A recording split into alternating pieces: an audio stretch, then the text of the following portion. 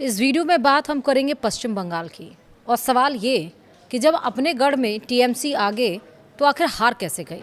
क्या कांग्रेस के shift voters ने खेल कर दिया टीएमसी को हराने में। नमस्कार, आप देख रहे हैं न्यूज़ 18 का डिजिटल प्लेटफॉर्म। मैं हूं आपके साथ श्रुति श्रीवास्तव। जैसे जैसे समय आगे बढ़ता जा रहा वैसे वैसे पश्चिम बंगाल के चुनावी नतीजों की तस्वीर साफ होती गई, जिसमें टीएमसी को भारी नुकसान होता हुआ नजर आया। लेकिन सवाल ये कि जब टीएमसी अपने गढ़ की अधिकतर सीटों पर मजबूती से खड़ी तो उसे नुकसान कहां हुआ, विस्तार से समझिए।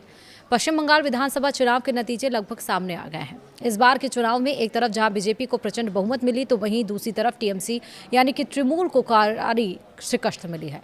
अभी तक के रुझानों में टीएमसी लगभग 93 और बीजेपी 189 सीटों के बीच बढ़त बनाए हुए हैं, तो वहीं बीजेपी 190 के पार नजर भी आ रही है। ऐसे में यह माना जा रहा है कि इस बार बीजेपी ने टीएमसी को उसके गढ़ में भारी नुकसान पहुंचाया है।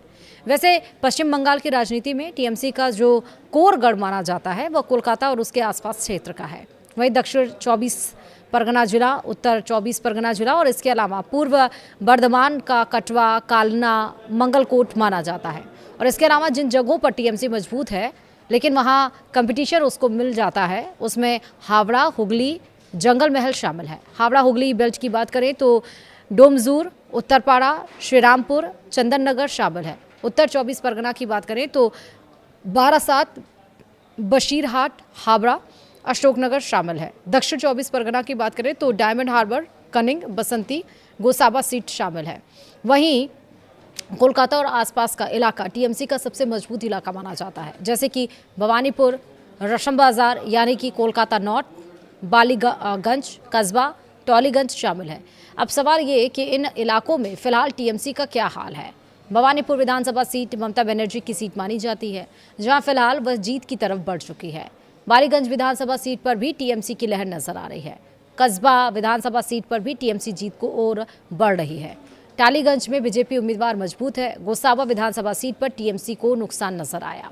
उसके अलावा बसंती विधानसभा सीट पर टीएमसी ने बढ़त बना रखी। डायमंड हार्बर विधानसभा सीट पर टीएमसी उम्मीदवार आगे रहे। अशोकनगर विधानसभा सीट पर टीएमसी उम्मीदवार ने बढ़त बनाई। इसके अलावा हावड़ा की तीनों सीटों की बात करें तो वहां पर टीएमसी और एक पर बीजेपी आगे रही। बशीरहाट में टीएमसी आगे रही, बारासात में टीएमसी आगे रही, उत्तरपाड़ा सीट पर बीजेपी ने बढ़त बनाई। श्रीरामपुरा विधानसभा सीट पर टीएमसी ने मजबूत पकड़ बना रखी।